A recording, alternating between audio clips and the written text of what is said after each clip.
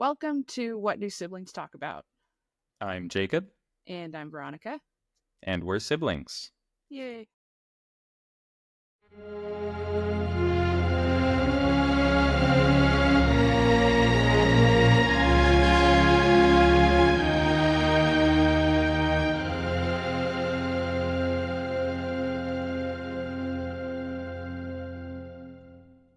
Hello, everyone, and welcome back to What Do Siblings Talk About with Veronica and myself. Episode 12 for real. This is a culture episode. So, in this episode, we're gonna deal with some of what I would consider the heavy-hitting material. This is going to get into some serious statistics and population analysis and generational wealth and that sort of thing. How many kids are people having? It's generally going to be about population, natalism, and demographics. I think I would like to start with some hard numbers and just general facts on the ground, Veronica, and then we can move into what we really want to do, which is like spitball our bad ideas about how do we what all of fix this means. How did this happen? Yeah, how does that Yeah. sound to you? Sounds good. Okay. Can we start out with, Veronica, what do you think the average person on the streets impression is of the problem of population collapse in, I don't even need to say the Western world, it's happening everywhere except a few places in sub-Saharan Africa, basically. Yeah. Well, I mean, actually, I would say if you go up to a random person on the street in the U.S. and ask them about population collapse, I would wager that your random person doesn't think it's happening in the U.S.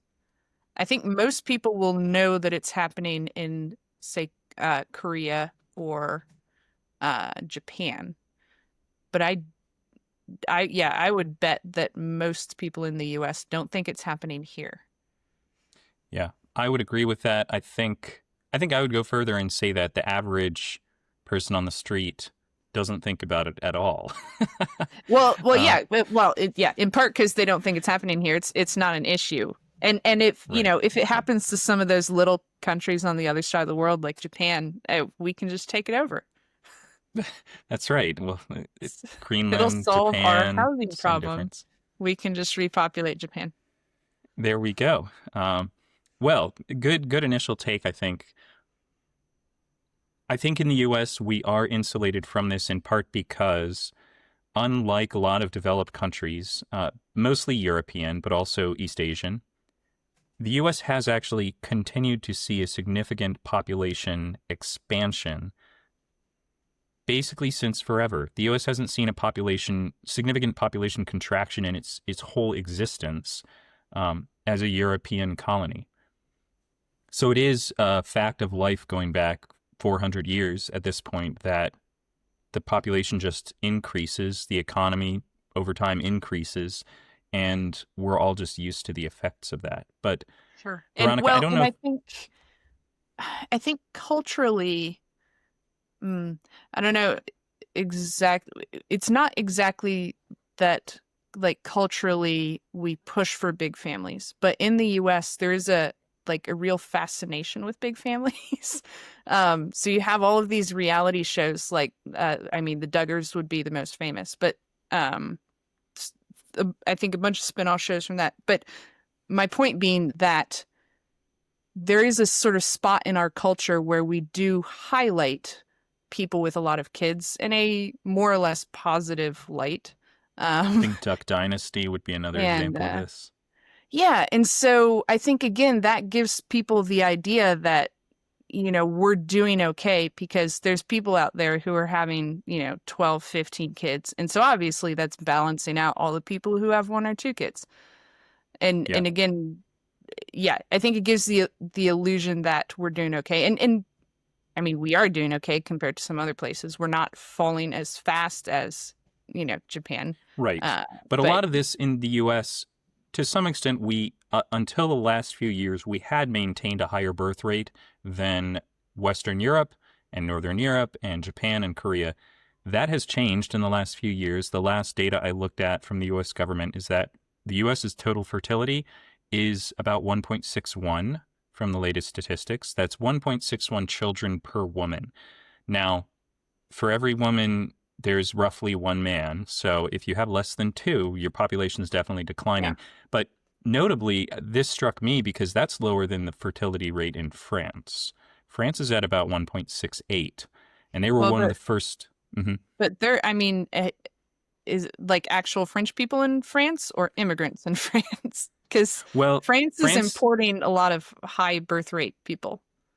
yes. And some of that is actually to some extent justifiable. France had Yeah. significant African colonies, and notably Algeria in the 1970s. I don't know if this is a topic we've talked about on this show, but Algeria sort of fought a bloody revolution to separate itself from France, which many in France and many in Algeria really didn't like. But sort of similar to the UK government basically giving free passports to anyone from Hong Kong Yeah. when the UK ceded it back to China in 1999, the French government effectively made the same deal with Algerians, where they'll take any Algerians who want to come to France. And aside from any of the migration issues that other European countries have faced, France actually has a legitimate historical reason for that. And I think the Algerians have some claim. The French, going back to at least World War I, were already integrating non-native French, Caucasian forces Yeah. into their Yeah. military in a way that nobody else was doing at that time. Even the U.S., it took well into World War II before we were seeing regular integration. Um, so yeah, France is a historically interesting case, but I But want to talk about. we're now losing to them. Is the We're now losing to them, and the only reason the U.S. population continues to expand is because of immigration. And now that immigration here in 2025 is dropping substantially, we should expect to see, if that stays the case, the U.S. population begin to contract. uh-huh. What we see with immigrants, and this is true around the world, is you take somebody from a high fertility society, which are typically poorer societies, and you bring them to a low fertility society. And the first generation immigrants, mom and dad who come from Honduras, will have more than two kids. They might have three, maybe three and a third child. You feel bad for the third. Uh, but their kids are exactly like, and when it comes to how many kids they Yeah, the have, second the generation. second generation immigrants are exactly like the native population. So you can't expect importing immigrants to fix your demographic problem. Um, so any thoughts on this before we move to some hard numbers, Veronica? No, I want to see the numbers. Tell me how bad it Okay, is. let's see how bad it is. If I Actually, can, I want to see a map with Utah and Pennsylvania in contrast to all the rest of the US. Utah and Pennsylvania. That's Yeah, the Mormons and the Amish. That's where I assume those are like the two hot spots in the US right now. yeah. So this is a graph. You can see source United States Census Bureau.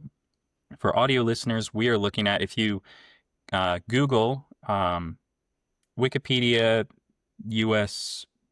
fertility rate or U.S. Population pyramid. We're looking at what's called a population pyramid.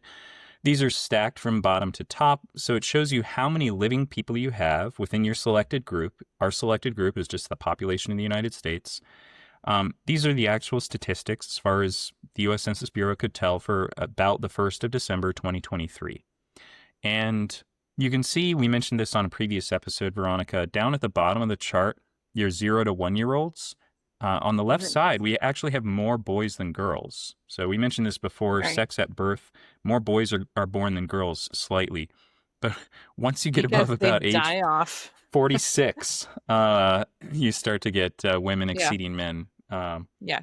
So, Yes, women live longer and more boys will die in their 20s from, driving trucks or well, something. yeah, and I had a coworker who was a manual laborer, worked on top of buildings with heavy equipment for most of his life up until about the age of 50, who passed away from heart failure at 57, even though he'd been Yeah, in an office job for a few years. That takes a huge toll on the for sure. body, and Yeah. that's a big part of the reason we see historically retirement age being set at 62 or 65 is that for a man who works in manual labor, your body is really beaten up by that age. Yeah. If you know any construction workers, like not the foremen or the supervisors, but the actual laborers in construction, that takes such a toll on the body. So something to be aware of. So here's what makes this population pyramid look weird. This represents about 330 million people, roughly. If the United States were growing consistently with no spikes, no big growth booms where women between 1960 and 65 are having a lot of kids and women between 1980 and 85 are having no kids, you would expect to see it look like this, which is more of a pyramid. This actually looks more like a bell. Yeah. And this is the reason it's called a population pyramid, is because you would always expect there to be more 0 to 1 year olds than 1 to 2s, then 2 to 3s, then 3 to 4s. It should be like Because a nice smooth graph. yeah, and Yeah. you can see this is pretty darn straight up to the age of 50 when we start to get more of a curve as natural causes of death start to kick in, and by the age of 90 there are very few people left.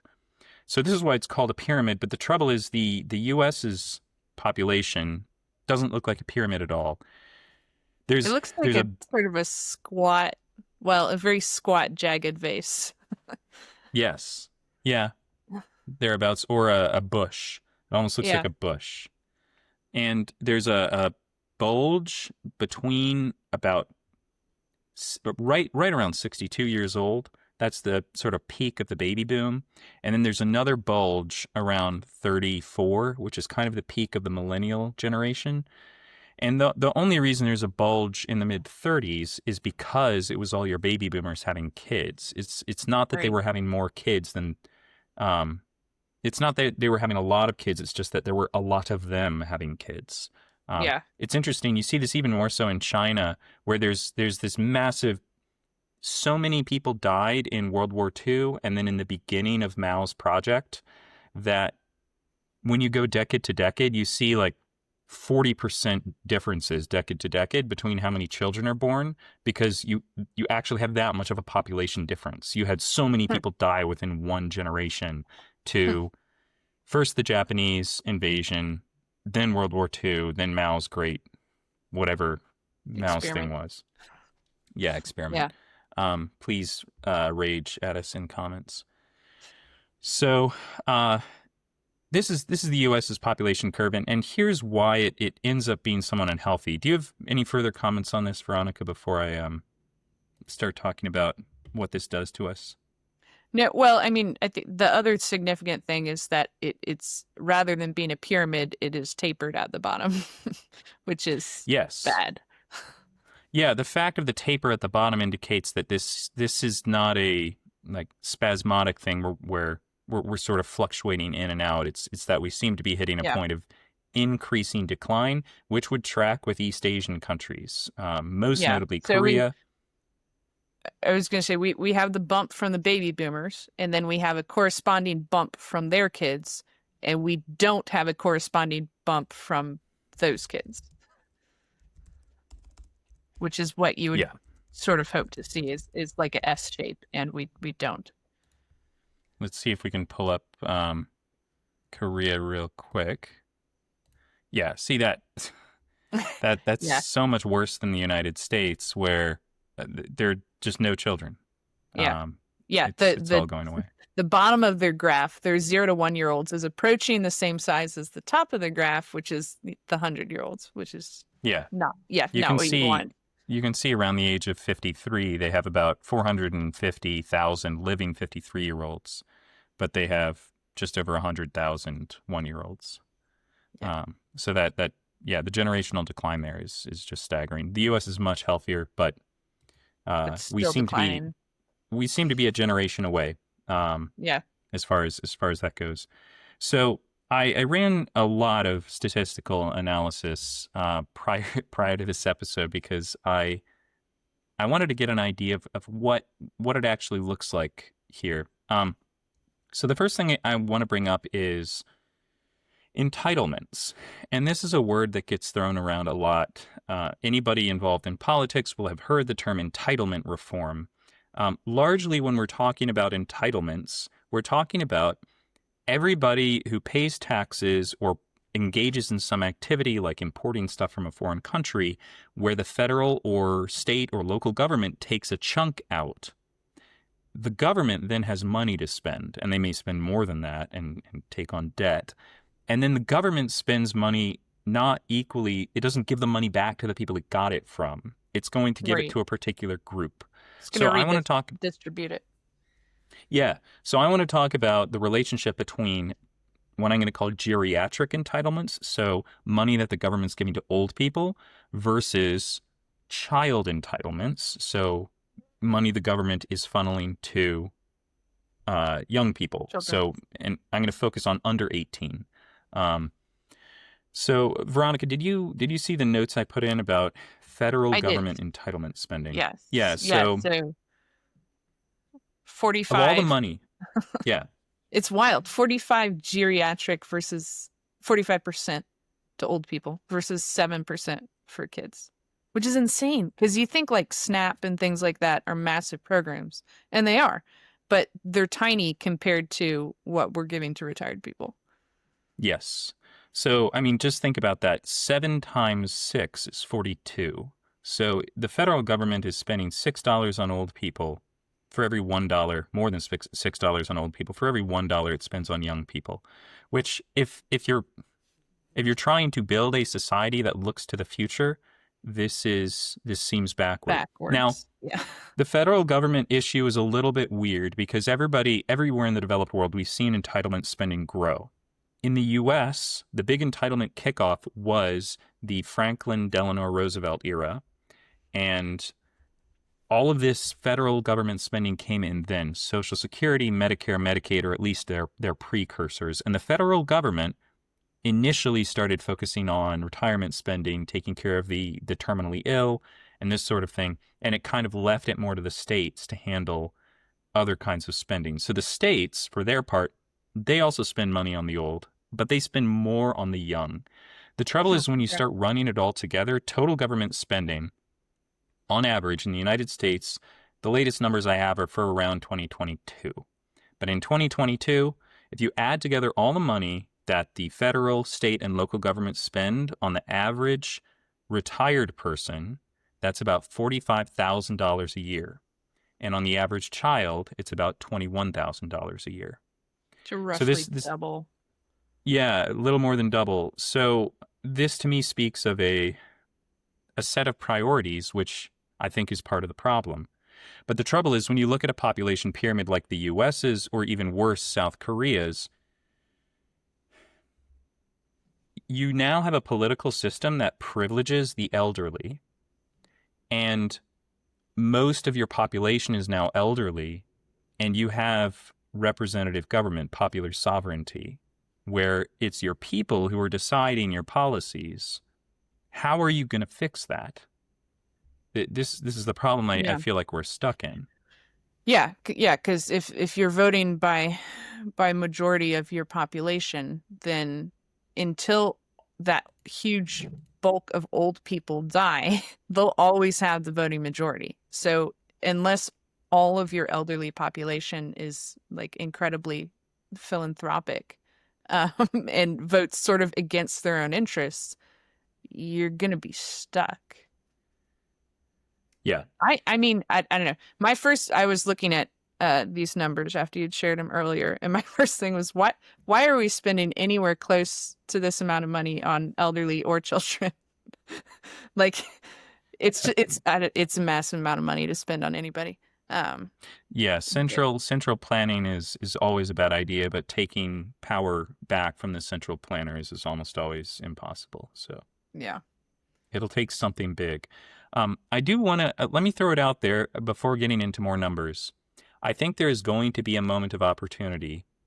It's currently 2025. I'm going to say this moment of opportunity will be around 2040 to Okay. actually do serious entitlement spending reform before the millennial generation gets old enough, because millennial To be wealth growth has been elderly. slowed. Millennials will not be wealthy and comfortable as quickly as the baby boomers were. So before millennials get settled, fat, and happy, the Zoomer generation will be old enough that the Zoomers and millennials together will form a large enough voting bloc that there may be the popular will to fix entitlement spending. Huh. That would be the good solution.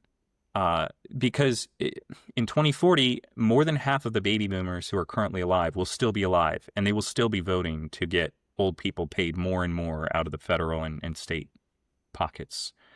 So political reform through democratic and civil means would be preferable. But if that doesn't happen, it's going to get violent. But we'll see it happen in Korea first. So Yeah. Well, that was stay flavor. tuned. So I Yeah. want to throw on top of this typical spending per child. So I threw it out there. I'll go ahead and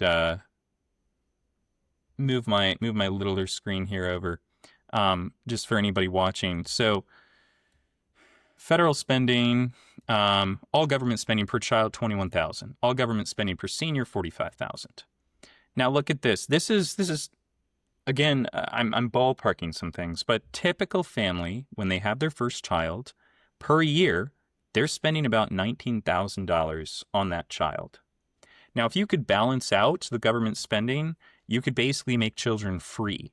If the government can give a parent, when they have their first child, $19,000 a year on top of the $21,000 that government's already spending. Now, I'm not saying just giving people money is a solution, but what I'm saying is if the geriatric spending and the what's the word for doctors of children? Geriatric spending and pediatric spending were roughly the same.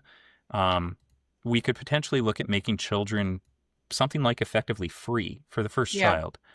You add another child and it costs about $15,500 more. You know, adding additional children doesn't double or triple your cost. And then your third child, about $13,000 more on top.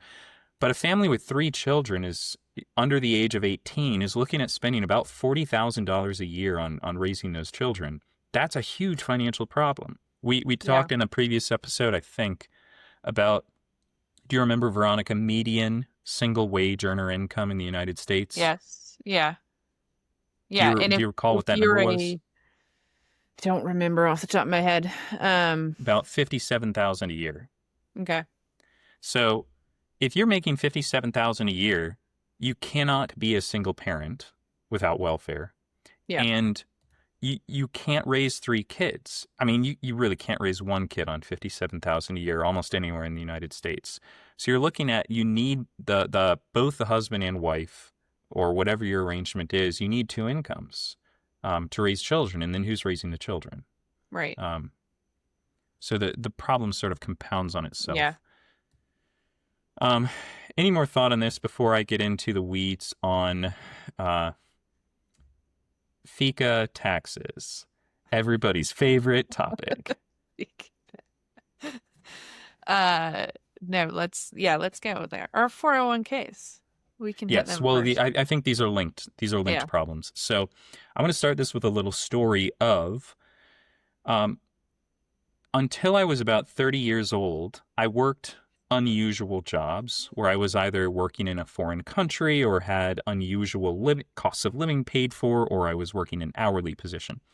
I didn't make salaried money until I was 30. And my first job, this was around 2018, my first salaried position, I was making $35,000 a year. And the thing that annoyed me was looking at the money that came out of every paycheck I received for Social Security, Medicare, and Medicaid. And these are referred to as FICA taxes. The idea being most of that money coming out is going to Social Security, and that's going to be my, financial support when I retire. The trouble is it's not, because our population isn't expanding. The money I'm paying in Social Security right now is going to these old people right now. It's not actually being saved for me. It's just going into the federal government slush fund, like all the tax money that gets paid. If I ever get to retire, there are going to be far fewer people paying for my retirement Social Security. than I am paying. So I'm not going to get back the money I put in. And the thing that really bothered me making $35,000 a year was, if you combine my contributions plus my employer's contributions to Social Security, Medicare, and Medicaid, it's about 15% of my income. And I could not really afford to lose 15% of my income Yeah. on a 35,000 a year salary living near a major U.S. city.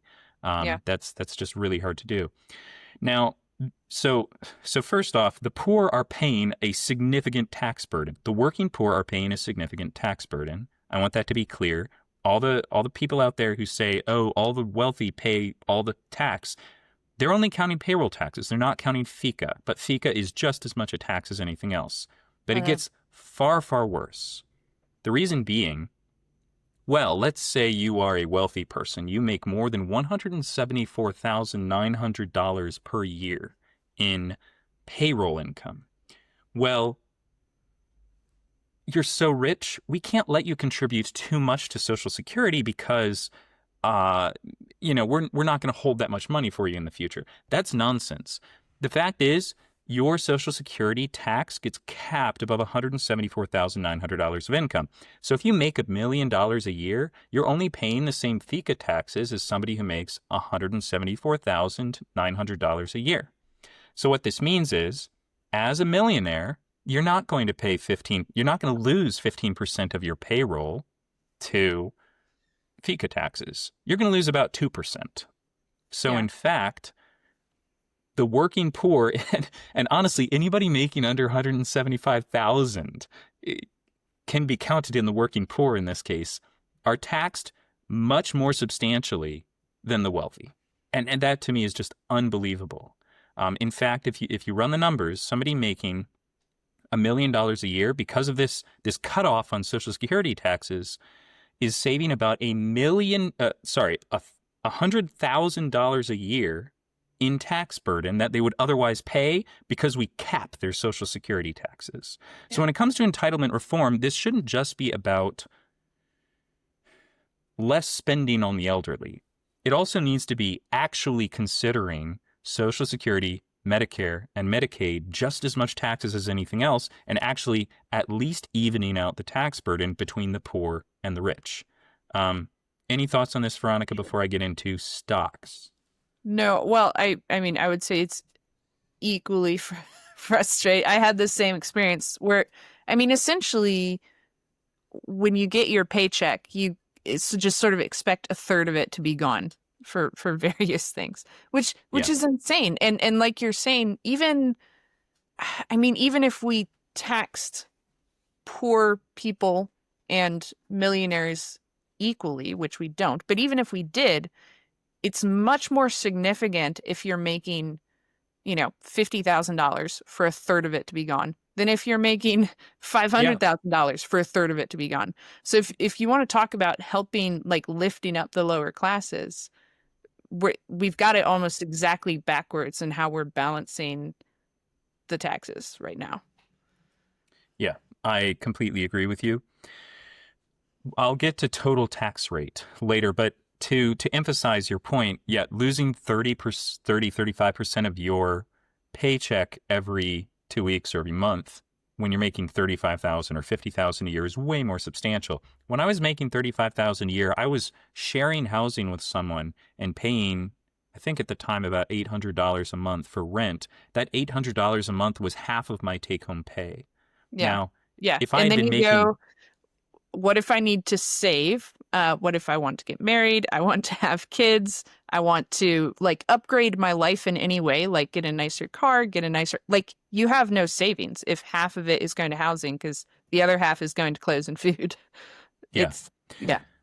So let's get on to the stock element of this, which is, to my mind, even more perverse, which is that I'm in the process of switching jobs, and I have a couple of options available to me.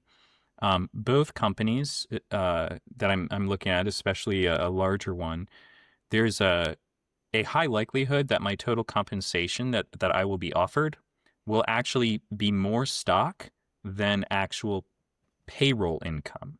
So it might be I earn $3,000 a month in payroll and $4,000 a month in stock. Now, why would anybody want to do this? Why wouldn't you want the money now? Well, the answer is if I hit the top pay bracket, the most on payroll tax I'm going to lose per paycheck is 37% of my paycheck at the top end.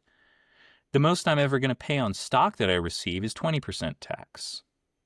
So wealthier people will start to be, and companies, knowing this is smart as well, will start to use stock options, which can then be converted later on into ways to avoid tax. And if your stock Right. market keeps going up, this then incentivizes all the wealthy people and anybody who holds stocks to really, really care about the stock market and anything that could shock it, and just turns the world into this big financial market game, which I think is perverse.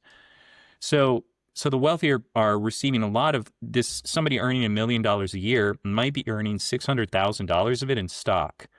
So they have $400,000 in payroll income.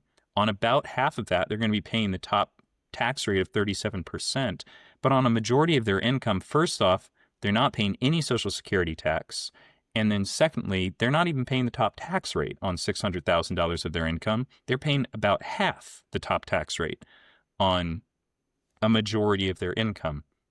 So finally, if you run the numbers between somebody making $35,000 a year versus someone making $1 million a year, someone making $35,000 a year is going to lose about 15.3% of their income to the federal government. Somebody making $1 million is going to lose about 22% of their income. Now, that is paying more, but that's a hugely different story than the wealthiest 1% pay 40% of the taxes. Yeah. So this to me is that's bad. I don't know what else to say. Effectively, is a combination of not paying FICA tax on their full income and paying 20% on stock received of their income.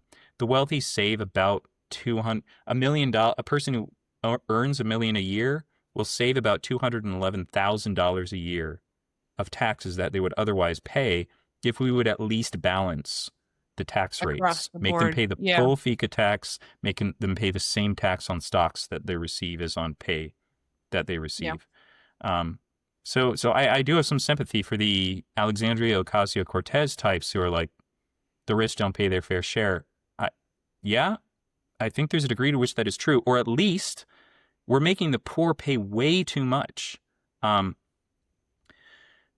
FICA taxes remain your full. You pay the full amount up until you make $175,000 a year. Now, if we're looking at encouraging families to have more kids, you have to do something about that. $175,000 a year household income, that includes 94% of the population of the U.S. falls below that. Yeah. So you're privileging the top 6% with your FICA taxes, and disadvantaging 94% of the population based on that. So this is I think we're seeing a combination of privileging the relatively wealthy and privileging the old, and this combination is making it very difficult for the relatively young and the relatively normal earners to be able to literally afford to have children. I think the COVID response was case in point, where COVID posed almost no risk to children. In most European countries, Sweden was the best example. Sweden has recently come out as, of all European countries that have done increased death counts during COVID, did we have more people die than normal during COVID? Sweden has the lowest. It's the lowest in Europe. And they had no official lockdown, basically. They only shut down schools for about 6 weeks for children, and then they had kids back in school. What did we do here? No, everything to avoid grandma dying. Yeah.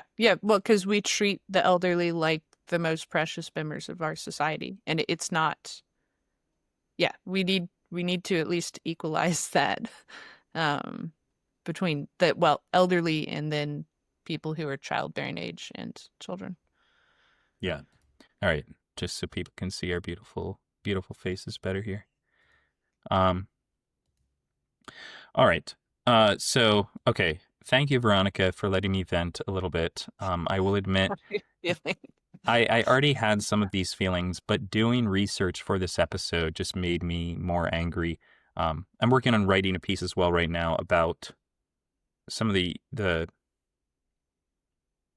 some of the issues in society that sort of psychological conservatives, people with a psychologically conservative mentality, very rules-based people, like to tell them these stories about how it's the high achievers and the high earners who are carrying the weight of society. But you look at things like FICA taxes and stock options, and it's the reverse.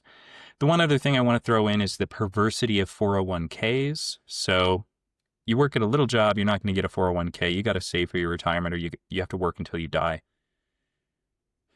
You get into a big company and they say, hey, why don't you invest in this 401k? Just put in 5% of your income. Hey, we'll match it. We'll give you 3% on top of that.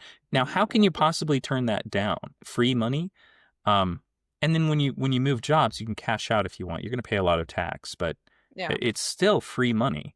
So first off, if I join a large company and I get a 401k, I can invest in it before I pay taxes. So if I'm in the top tax bracket, I can get 37% extra money to invest in stocks just because the concept of a 401k exists. And then it can grow organically throughout my lifetime and get more value added. And then when I retire, I can start taking money out of it and pay tax based on how much income I'm making then, which is going to be very low. So I can effectively, I get heavily prioritized to sacrifice my spending and consumption now in order to push all of that spending and consumption to when I'm no longer working and when I am no longer of the age to have children. And corporations are encouraged in exactly the same way to revenue match and even further push their working people to not spend money on things when they are of the age to have families and to increasingly push the consumption until they're 70 years old. And this is just so perverse, in my opinion. We should have exactly the opposite structure. Every incentive that the 401k has to incentivize investment in savings for retirement. Now, look, this is Wall Street bankers and this is central planners who want people to buy government bonds. Now, they're pushing this kind of thing, but it's backwards. We need to be encouraging people of childbearing age to spend money on raising families and building a life for themselves. And yet our financial structures are the opposite of that. We're back. Yeah, they're backwards. We're disincentivizing it. We're saying scrimp and save from your ages 20 to 40 or 50. Yeah. And then once you're retired, hey, maybe even retire early. If you save enough and don't spend anything, you could even retire early and then spend all of your money between 50 and 80. Which probably is not between 65 and 80. Not what you want to do for a growing society. That's a dead society. I also just think, I agree, it's a dead society. I also think it's just wrong. So I'm in my late 30s now, and I've had good jobs for the last few years, and I have basically no retirement savings, but I've traveled to Europe for fun roughly twice a year, every year for the last 4 years. I would rather do that right now than have retirement savings. And I don't have a family currently, but I see no point in having retirement savings over having a family. But I was pushed in kind of the opposite direction by any financial planner you talk to, or anyone who thinks they know how to play the game. Yeah, playing the game incentivizes you to scrimp and save, live in a dingy cigarette smoke-filled apartment with 7 roommates whom you don't get along with until you're 34 so that you can buy a cheap apartment and get on the housing ladder and maybe, when you're 40 or 42, get married and have a kid. Yeah. And then retire unhappily because your child is, has some kind of disability and you're never going to have grandkids and go on cruises where you're just constantly drunk for the last 12 years of your life. This research really got you upset. I am upset. So all this kind of comes together, Veronica, for me to say, well, and let me add a little more context. Is it the Vanderbilts? What's the wealthy Jewish family that everybody knows about who made all the money? Cohen's? Hmm. I mean, Cohen is just a generic Jewish family. Oh, I will say I personally, searched I them on a search realized engine.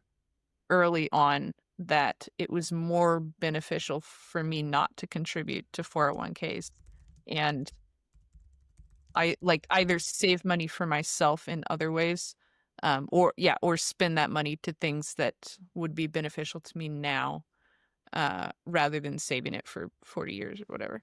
Yeah. So Jews in the United Kingdom during the Napoleonic Wars figured out the concept of public debt and public borrowing. And a large part of the reason that the United Kingdom was able to defeat eventually Napoleon during the Napoleonic Wars was its ability to raise capital. And it did so through encouraging public borrowing. But I really think this kicked off this idea of public debt, where the government issues bonds, where the government spends Uh, more money than it collects, is the basis of a lot of this thinking. It's the government saying, it's the central planner saying, I need to spend money now. I need all of you, my people, my peasants, to hold off on spending. In fact, I need you to hold off on spending so much that you take the money you wish you could spend now and you wait until the future to spend the money you actually could spend now if you wanted it. I need you to give it to me now because I want to spend yeah, it now. And then the central authority over time, and every central authority, of course, knows best. If I'm the most powerful person, then I earned that. Or if I didn't, it doesn't matter. The centralized authority always says, "Oh, well, we're no longer in wartime, but I really like spending all this money, and if I can just get my people to defer spending longer, I can spend it now, and I want to spend it now." yeah. And I mean, who doesn't? We all want to spend it now.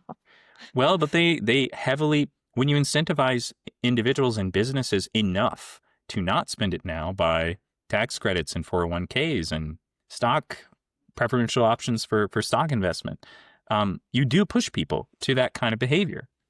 Yeah. And I, this is an example where I think I've talked about the Ignatian spirituality and the way Ignatius of Loyola talks about spirits of good and evil. I think when you introduce things like this kind of influence coming in from a centralized authority, I think you're almost talking about a kind of perverse spiritual influence behind the scenes that's saying, we can destroy the fertility, we can destroy the growth, we can destroy the youth of societies by encouraging them to this kind of selfish rapaciousness, this Hmm. greediness in the now. And we can tell people, oh, it's an exigency. It's World War II right now. Of course we need to spend all your future money now. And then Yeah. after the war is over, we can just keep doing it. And I just so this is me. I just wanted to add that additional context. This is me coming around to saying, I don't think demographic decline is an accident at all. I think there are obvious reasons for it that all the public incentives and all this very carefully planned centralized planning and coordination by central authorities, major world governments, it's all contributing to an encouraging demographic decline, largely through the impoverishment of people of childbearing age. And well, I suppose there's no incentive for them to fix it either, because by the time we really decline, they'll all have lived their happy retirement years and be dead. Yes.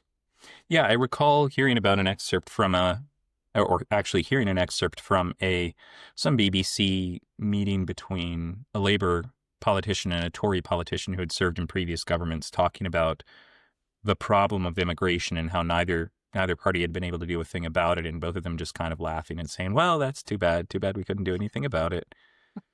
We'll be Sort of dead. like, yeah, Oh well. you're both 65 years old, and you think you're gonna get away with that. Yeah.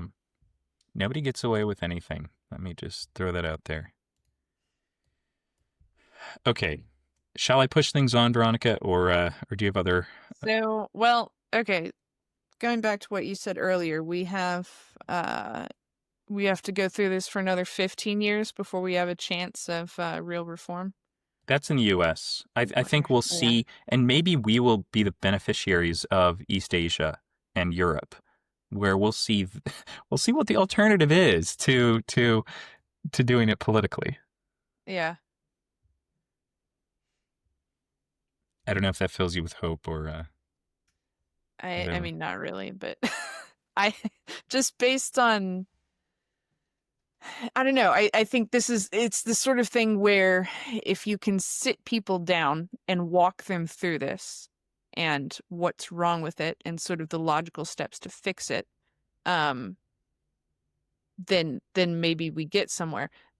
I don't think it would take a concerted effort to get your average voting man on the street to understand why we need to do the things we need to do.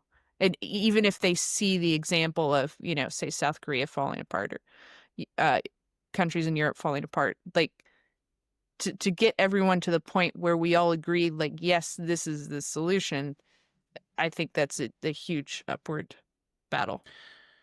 Yes, I absolutely agree with you. I think one other item I'll throw into the mix here is the infantilization of Europe, which has largely been brought about by the U.S. defense curtain in response And to the Disney. Soviets.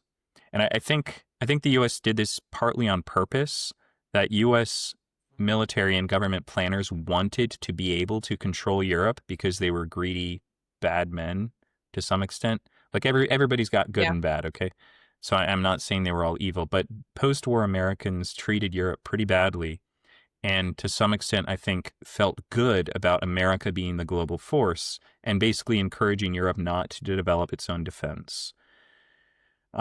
What that's enabled a lot of the European countries to do, and what they're coming to terms with now when faced with the Trump administration version 2, is that Europe basically has been taking all the money it should have been spending on defense and instead putting that money into geriatric entitlements. They're spending all that money on their old. Huh. And they're stuck in this really difficult situation now where they proportionally have even more old people than the United States does. And the old people there are used to being treated even better than the old people in the United States. So where does the money come from? Yeah. And here I think this is a big deal. I personally, you see this anytime you have sort of austerity in governments that have major financial problems and need help from elsewhere, but I see no solution to the financial problem that the Western world is in except for hyperinflation. That's how we're going to fix this. And that's going to mean anybody on a fixed income. So if the government promised you $2,000 a month, you're going to be screwed. Um, Yeah. and anybody with an asset that they own, which does not increase as fast as inflation, you're going to be screwed. But hyperinflation is the way you fix older people borrowing money and then expecting the unborn generations to pay more and more and more, which is what's been going on for a few generations now. And a larger and larger proportion of their income is hyperinflation. I think that's going to be hitting us one way or another. I don't see any other way out of the debt problems that the West has. So, buckle your seat belts, everybody. Is there any way we can speed this up?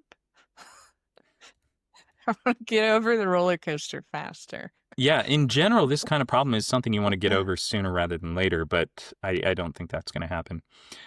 One other demographic thing I just want to throw out there is going back to, let me share my screen again here. Going back to a normal population distribution, if we'd had even growth in the United States over the last 100 years, just every mother having enough kids that the population stays the same, your average voter would be 47 years old. Okay. In our country, the average voting age now, which actually coincides with this little peak right here, average voting age in the US now is 53. And even better, this is roughly the prediction of the US population pyramid in 2045, based on the current fertility rate of 1.61. In 2045, 20 years from now, the average voting age is going to be 57. when your average voter is a 57-year-old, are they voting for more spending on On children kids. or on retirement? So, Well, I mean, we can hope that they all have grandkids who they really love and they sacrifice their own Social Security benefits for for their well, grandkids. that's what we're going to need to build socially is the understanding and expectation that we need to make sacrifices for the generation and For generations the younger after us, not just generations. for ourselves. Yeah. And this is something that, at least emotionally, I think you get some sort of progressive protesters getting right that, oh, we need to save the planet for future generations. I think the impulse is right. I think they're incorrect in what that looks like. But Yeah. it's like you can either be a progressive and wreck everybody's lives by wanting to save the planet the wrong way, or you can be a conservative and wreck everybody's lives by not wanting to reform this sort of generational imbalance. Yeah. And I would I rather either of those options. this is sort of an aside, but I find most people can't do the basic math to figure out how many grandchildren they need for for populations to Yeah, stay stable. Which it always baffles me because people will be like, "Oh, I have 6 grandkids. Like that's the most on the block." And you look at them and you go, "6 grandkids is not enough. Just statistically, you, you need to have more than that, you need to have even just 8. for a stable." Yeah. So this has actually been brought to my attention. This is not my original idea as to one argument why China has not invaded Taiwan is the fact that most people in China's military are only sons. And Mm, the public backlash, if the Chinese army sees significant casualties in an invasion event, the public backlash is going to be extremely severe because you're going to have most likely 8 living grandparents, all of whom are going to see their only grandchild their only die line. or Yeah. seriously injured. And that's going to be a disaster for them. Yeah. But yeah, it's going back to Korea with their current birth rate of about 0.7 for every 100 grandparents. That means you get 11 grandchildren. It's So you're, wild. in the course of 2 generations, you're almost declining by. Look out on the street or look out at your apartment neighborhood and imagine for every 10 apartment, I'm looking out my window at other apartment buildings. For every 10 apartments, imagine 9 of them just being vacant because there are no people anymore. Uh, Yeah. It's just or insane. like our previous episode, we ended with a wiki roulette, which talked about Japanese lost islands, and that's what you're going to be seeing. All right, where does this go next? Keep me on track, Well, Veronica. Countervailing forces. we need Can we more people. grow? The Amish The is the Amish. kind of The Amish will rule they the earth. I think they double their population every generation, essentially. Well, if they had done that since they came to the U.S. in between 1750 and 1830, then they would be the majority already. The trouble is they keep losing people to dispersion. Yeah. So, yeah, traditional religious communities. Theoretically, they could double their population, but Yeah, if you you can lose a wall lot. your people off in a little state where it's all just basically your own religion and you're surrounded by hostile people on every side, and you can't really go anywhere else, then maybe you can force everybody to take stock of how dire things are, and then everybody has 3.2 kids per family. Oh, sorry, that's Israel. That's it works. Yeah, if you can wall off your religiously observant population, they will have more kids, and they will influence even the non-religious people around them to have more kids. But Yeah. then you're talking about a lot of compulsion potentially. I'm not saying the Israelis are compelling their people to have kids. What I'm saying is their sort of They're geographic creating circumstances they're kind of creating an force them. environment. Yeah. Yeah. So I want to talk briefly about technological growth, which is what all the tech futurists think is going to be great. And technological growth means we've invented a new way of doing things, of solving problems, of getting work done. Could be the invention of the steam engine, the backbone of the Industrial Revolution. It ended up basically making food free eventually. It dramatically increased human population that we could do so much more work with so much less human manual labor. And I just briefly want to touch on the technological changes that have come around with specifically the internet and computing power, and now AI, which is just another form of computing power. The Industrial Revolution largely replaced manual labor. So for military reasons and farming reasons and making stuff, it used to be of tremendous value to have physical strength and health. And the Mm-hmm. Industrial Revolution largely obviated that to where cognitive power became really important. So by the late 1800s, what you were seeing is a good paying job is like a bank teller or somebody doing tax accounting for a government, Right. because it's becoming the knowledge economy. Now, with the rise of computing power and the availability of information everywhere with the internet, we're we previously were getting rid of human labor, the need for human labor by technology. Now we're getting rid of the need for human cognitive power by our increasing technology. And I think it's going to change. I am afraid. Maybe I'm wrong to be afraid. I'm It will afraid leave that nothing for humans to do. it will leave nothing for the 80% of humans in the middle to do.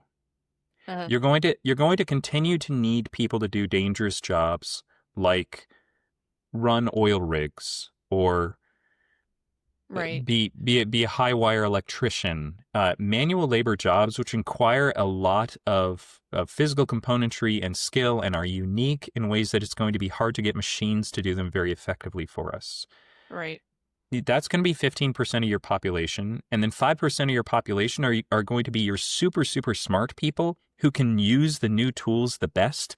And they will literally be able to do more cognitive work than the remaining 80% of the population combined, even with those tools. And uh, I don't see that fixing our problems Yeah. to basically put Well, most people out of work. our population goes away, we don't need those people anyway. Yeah, I just don't think we're going to make better humans. Um, I, Yeah, yeah, this is I'm not trouble. a I'm not a I'm not a believer in like the decline of humans, but as far as we can You're tell not one of these anthropomorphically, there's a group of pronatal people in the US, and I forget, they have a name for themselves, but I forget what it is. Uh hmm, but they're basically eugenicists where they're yeah. like, we're going to Well, have a bunch of kids cuz we're really smart and skilled, and yeah, that thereby works great. improve the population. Do you know a great predictor for mental health problems?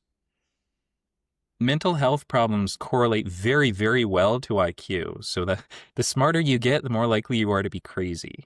Um, Humans just don't function very well outside of a fairly narrow IQ band. Aside from the possibility of, say, gene editing or having lots of test tube babies from really high IQ people, high Yeah. IQ people don't function very well as humans by and large compared to normal IQ people. Well, I think society functions best when there is a range of IQs. If you have a society that is 100% high IQ people, they will struggle. Yes. And my concern, I guess, is that we are building tools which increasingly are going to make running societies possible for just solely a small high Yeah. IQ segment of society plus a certain amount of manual laborers, skilled manual laborers. And what do Yeah, you do and with you'll end everybody up else? with a huge gap in the middle of Yeah. And as I've said this before, and I've been sexist about it before, so I will again. For men in particular, not having meaningful work is just a path to unhealthiness psychologically and yeah. physically and everything else. I'm not saying that isn't a problem for women as well, But idleness, the idle mind is the devil's playground, to quote a movie.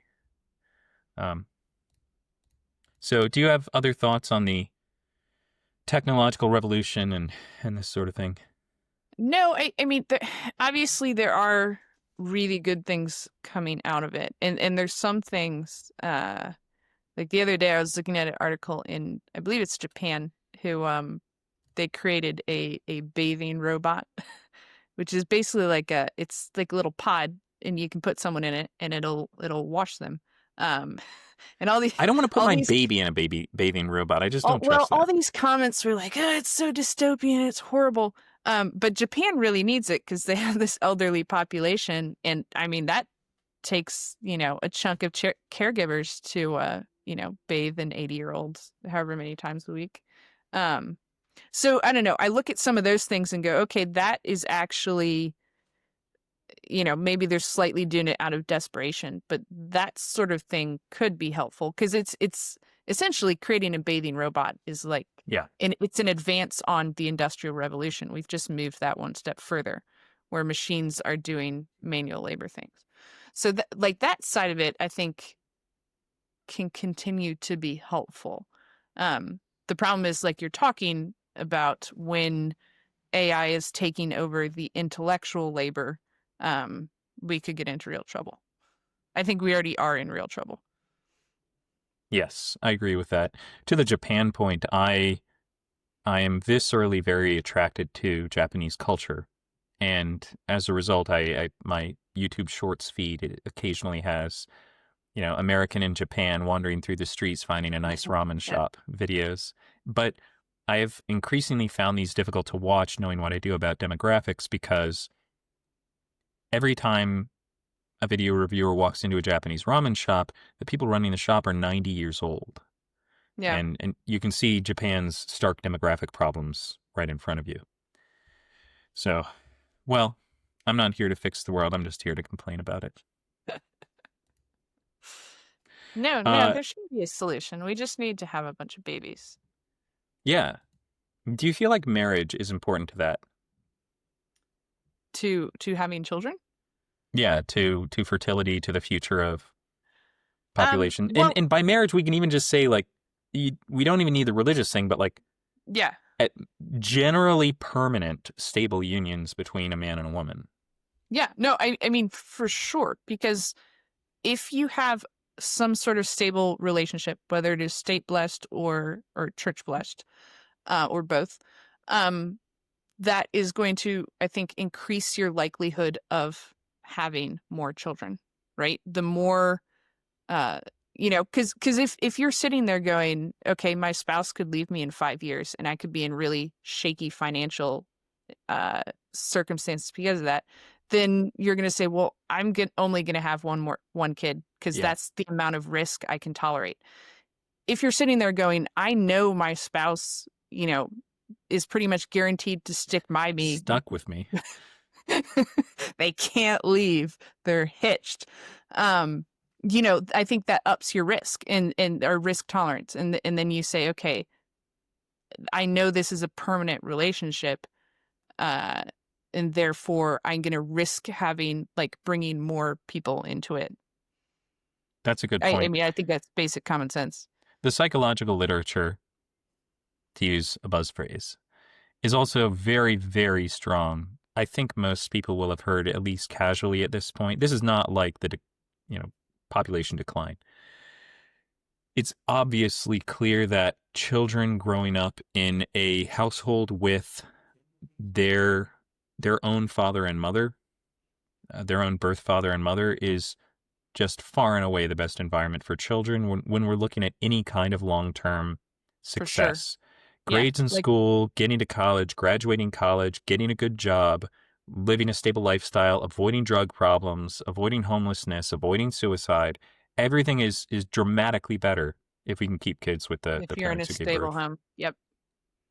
So if we're looking at long-term, not just do we want people, but we want people to live well and thrive.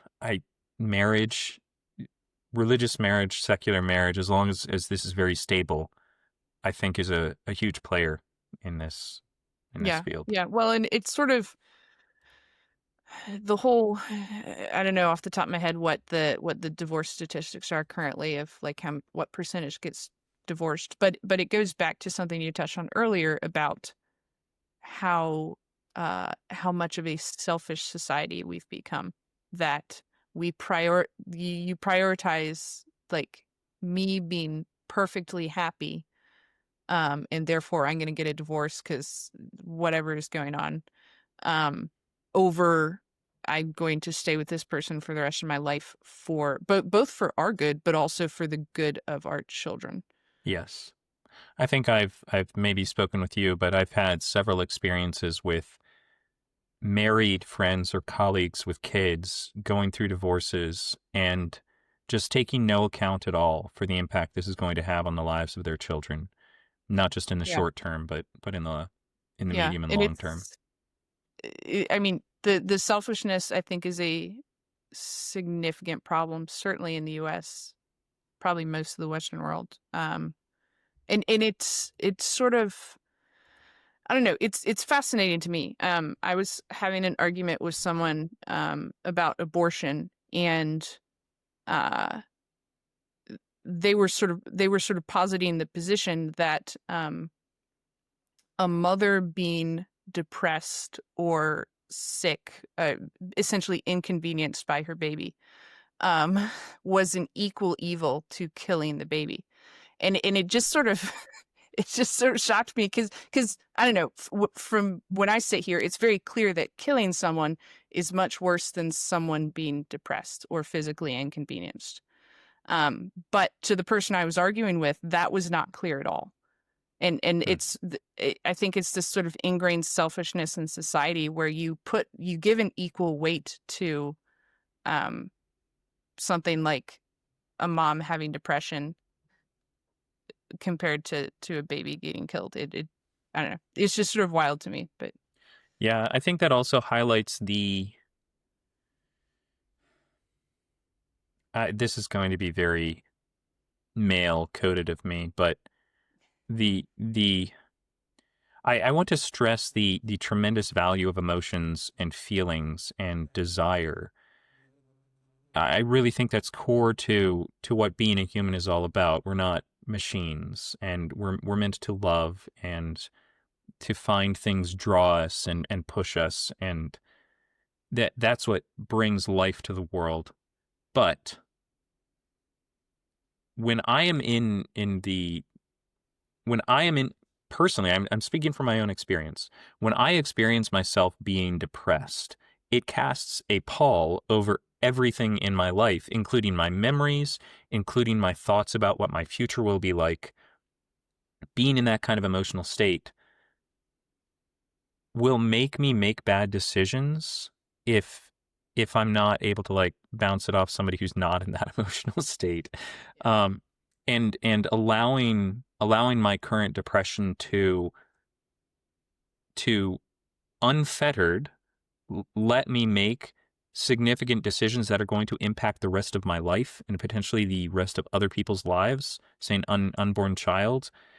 Um, somebody is messed up by leaving that depressed woman by herself. Um, sure. and that we need balance. We need emotional balance, and we need people to rely on. And um, we shouldn't have to go it alone, I guess, is part of what that Yeah. perspective is saying to me. It takes a And village. takes a village. Yeah, yep, I'm with Hillary on this one. Just to throw up, since I've thrown up some other statistics on screen, we're just about ready for Wiki Roulette here, I think. But I want to share. Um, this this is from the Institute for Family Studies. I think there's this guy Brad Wilcox. I forget if he's the guy at the Institute for Family Studies or otherwise, but I was talking about emotions and just happiness. This is a chart showing Hmm. women's happiness by marital status and children, ages 18 to 55. So this is roughly a woman's years in which she's going to have young children. Right. Um, Actually, to throw another stat into the mix, one might think grandmothers and grandfathers are old, But Veronica, would you like a stab at the average first age at which a woman when I say first, I mean the age a woman is at when her first grandchild is born? What's the average age a woman is at, and what's the average age a Av man is at? Average, uh, 45. 45? That's really young. So she's having her first child at 22 and a half, and her And 22 and yep, a and half then year her old daughter child is having doing a the child. same. Yeah, maybe I've So seen too many stories about, like wild. it's about, yeah, it's about 51. Okay. About But 51 okay, for so women. a 25-year-old and another 25-year-old. Yeah, 25 and a half year olds. Um, so the oldest child, they have their first child, and then the oldest child has their first child. For men, it's about 53. So a little Okay. bit older, but not I much. mean, that seems pretty reasonable. Yeah. So here we are, women's happiness by marital status and children. And women responding to the survey, this is from 2022, were allowed to choose if about their lives, if they are very happy, pretty happy, or not too happy. So for unmarried women with no children, they are the least happy. Um, in terms of not too happy. A quarter of them said they weren't too happy. Now, they're not much different actually from unmarried women with children. Unmarried women with children, slightly fewer say they are not too happy, but also fewer say they are very happy. So Yeah. I would call this a wash.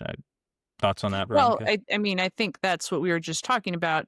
If not being in a stable relationship is going to increase probably your stress and your risk tolerance and everything else. So I think that is very much Yeah. showing up here.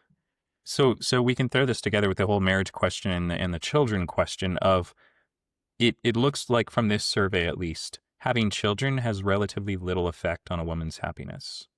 Yeah. It's the So combination of stable household plus child yeah. that, yeah. So if we're looking at encouraging women to have more kids, marriage is a positive good because when we move over to married women without children, the unhappiness drops from a quarter to 16%. So married women get somewhat happier.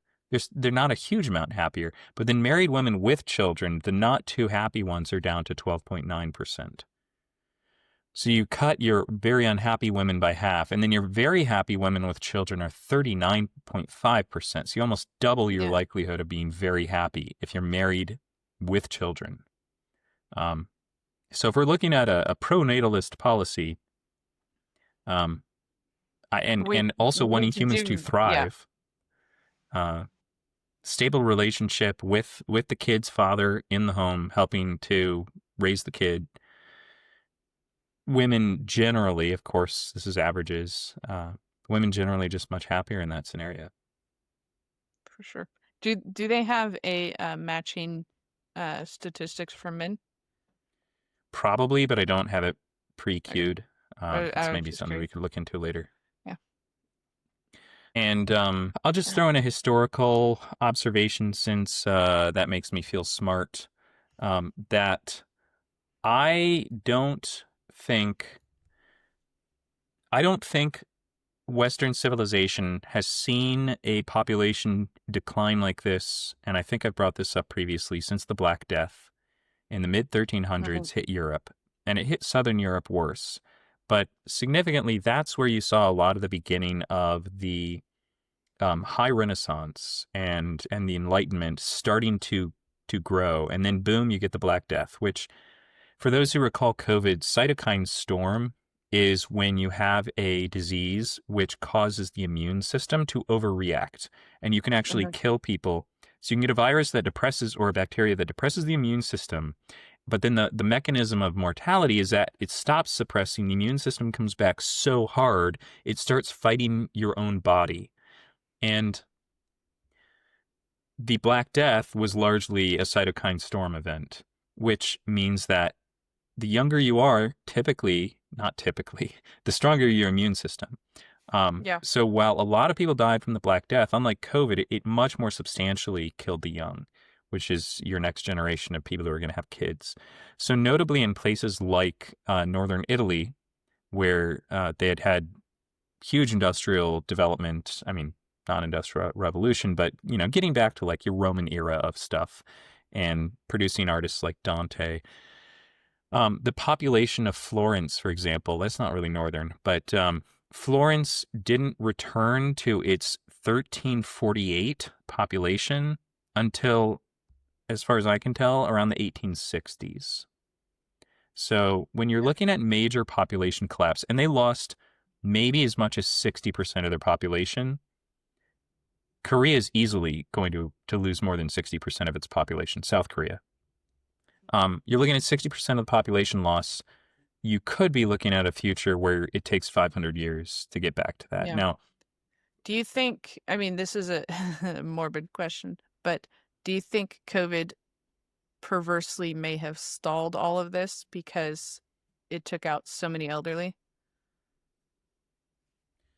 no, I mean, this is one of my conspiracy theories is that the CCP, the Communist Party, saw it has a demographic problem coming along and intentionally released a virus that targeted old people. Uh, So that they could survive for longer before population yes, collapse. yes. Okay.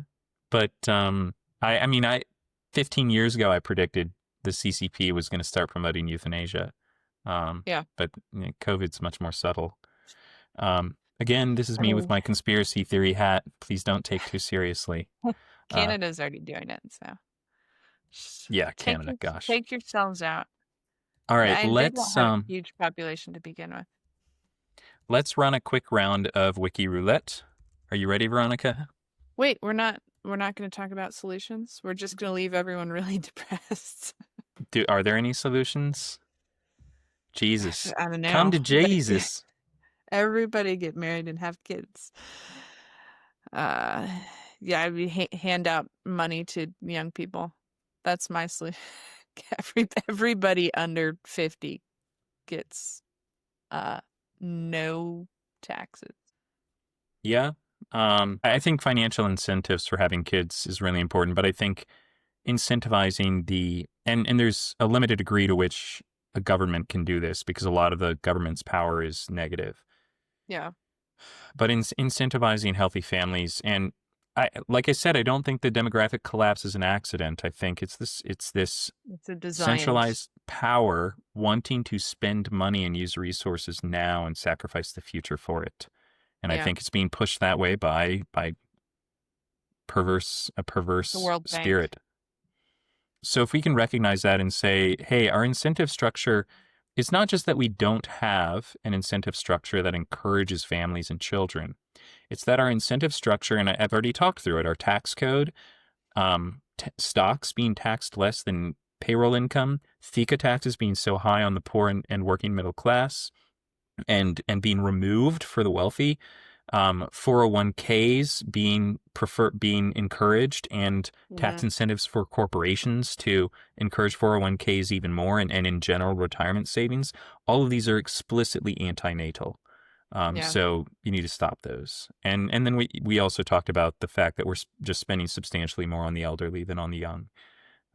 Both of whom need support and need public support, but the fact that we're so heavily outspending. Disparate. Yeah. Yeah. These are all antinatalist policies, and we can go and work on changing these if we want. We just don't have the political will right now. So Yeah. anything else on that? Oh no, I was just curious if you Yeah, I do think those are solutions. Yeah. But I'm going to fall back on my fundamental solution, which is that I don't think you're going to see any thriving long-term civilization without Christianity, without real Christianity. Do you think so? Assuming we can shift, like public programs from the elderly to the young, do you think there will be wide scale participation? I ask this because, particularly post COVID, I think millennials and younger generations are much less likely to trust and or participate in government programs versus your elderly who have already bought into a bunch of those programs.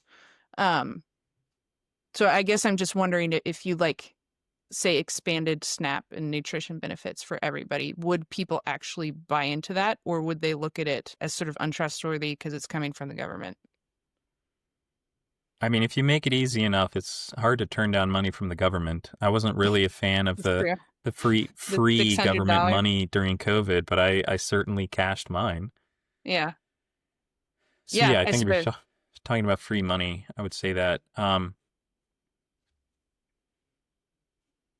What you were asking struck something else in my mind as far as, oh, I think I've mentioned this before, but I occasionally frequent some conservative, uh, say, news and commentary sites, and will engage in the comments section, and I'm periodically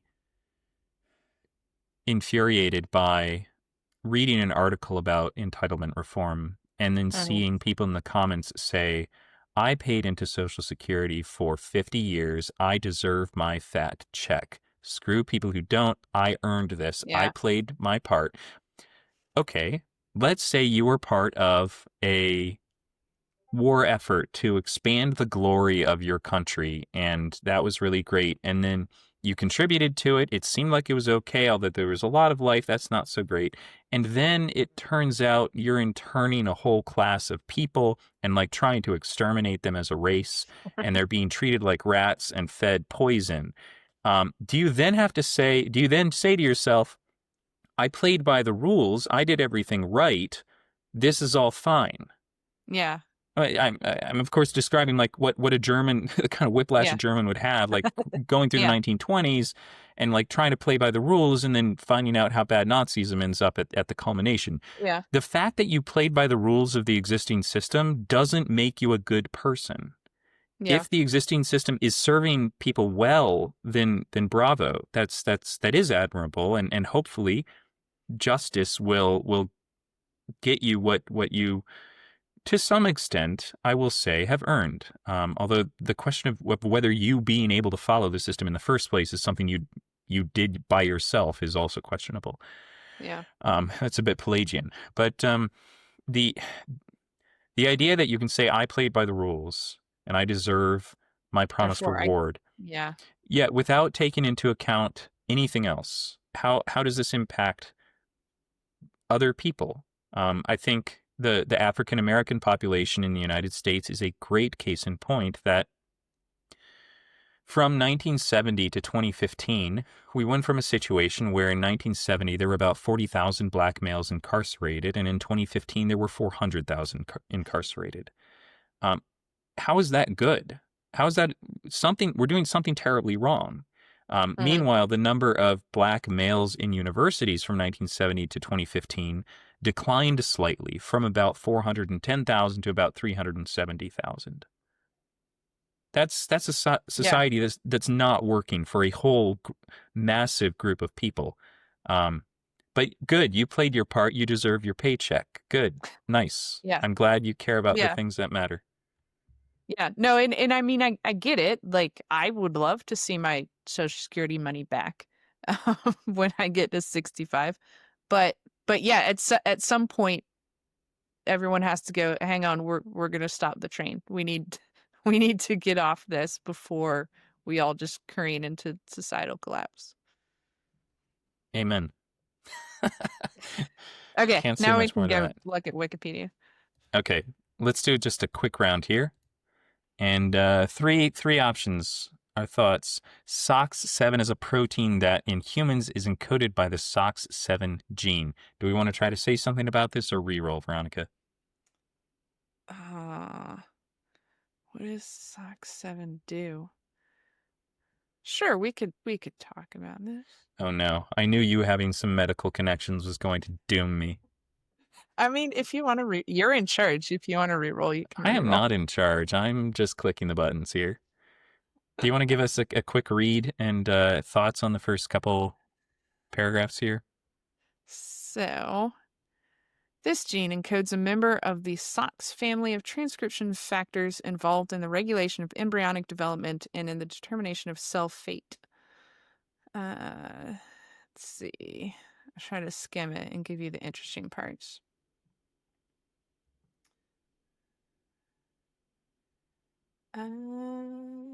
it relates between to the interaction between DNA and RNA in terms of regulating genes to cause their expression or not. That's kind of Yeah. fascinating. And it's unique in that it's shown to have tumor suppressive effects, and the downregulation of this gene is seen in many forms of cancer. That's Hmm. fascinating. That is interesting. So this does actually bring something to mind, Veronica, around the topic actually of macroevolution, which I had not thought about before. But I was listening to I was listening to a scientist who studies evolution talk about this, and it struck me as extremely fascinating that do you and I share the same gene, Veronica? The of which gene? Or sorry, do we have the same DNA? I mean, broadly human, yes. I don't think it's broadly. I think it's specifically I human. mean, yes, specifically human, yes. I think when you say what species genome do you have and what species genome do I have, I would say both of us have a completely human genome, and in that regard, it's exactly the same. But there's obviously one significant expression different that I Right. forget which number it is, the XX versus XY chromosome pair, which is obviously different between us. But say the difference between me and a man from Cambodia, our presentations of being human are going to be dramatically different, and that the information encoded within the just the human genome, leave aside other species, there has to be such a wealth of information included.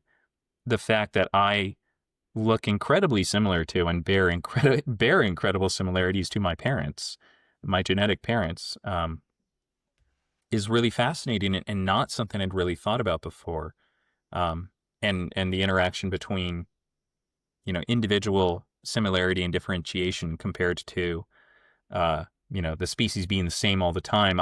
In terms of evolution, Yeah. I'd always sort of thought of Darwin's evolution having to do with species change, and that was kind of the whole core of the issue. But when it actually comes to talking about differences between individuals and the microevolution that we can see just between generations, a lot of times Mhm. that's not down to the core species DNA at all. It's all the way in which the DNA and RNA are specifically expressed. Yeah. In a lot of accidentals. It's always fascinating to me when especially with everybody getting DNA tests nowadays, and people are always shocked, and they'll go, "Oh, I thought, my grandmother always insisted that she was German, but I only have 10% German in me." And it, I don't know. It's fascinating to see all these people suddenly understand that, like, you have your grandparents, and then you have your parents, and then you have you, and each time, like, those people got together and had a child, what the actual statistics are in terms of where your DNA comes from each time. It's yeah, Um, the fact that it's not an average, it's basically a random yeah, half of each parent's yeah, DNA. yeah. Well, and you get I don't know. I find it fascinating to just to look at lots of sets of DNA from different people. Yeah, so um, just to give an but example of that, yeah. oh, I was gonna say no. It's funny when you can get a set of a bunch of siblings and see how much their DNA varies, even with exactly the same parents. You can have 4 or 5 kids, wildly different DNA results because it's random each time the two parents have a kid. Yep. Yeah, so our brother Alex and I, first off, we share 56% of our genome, which is more than would be normal with siblings. Normal would be 50%. Yeah. But again, it's random. Um, but one thing that's substantially different is my DNA shows substantial Dutch in it, and his shows almost none. It's the biking. Well, we both cycle. It But brought out your DNA. I do want to make one final comment on SOX 7 that this appears to be a rather understudied and relatively poorly understood protein, given the fact that first off we only have two Oh paragraphs, yeah. No, there are, and I then mean, a if you few want to go references. deep dive on some proteins in Wikipedia, there are some that have pages and Yeah, pages. I'm Yeah. sure. I just wanted to note the final paragraph of this Wikipedia article says all I need to read about how poorly the author understands what he's writing about. Overall, SOX7 is a very interesting gene that plays a significant role in a variety of vital processes. Well, that was written by AI. This is That says this is nothing. very interesting. Value add right here. This, by the way, is, as far as I'm aware, not, what is it? Wikipedia, like I'm 5 years old or whatever that version is. So Oh, the Kidsopedia? I forget what it's called. ELI5, isn't that a Reddit subforum? Explain Yes, like I'm 5. explain it like a There's a whole five. version of Wikipedia that's Yeah. structured around something similar. So, all right, Veronica, thank you. No, thank you. This was great. I'm glad you Farewell. vented. I I have still vented. feel like we need more hard solutions that we need to come to. Kill the rich, eat the There you rich. especially the old rich people. All right, bye. Bye.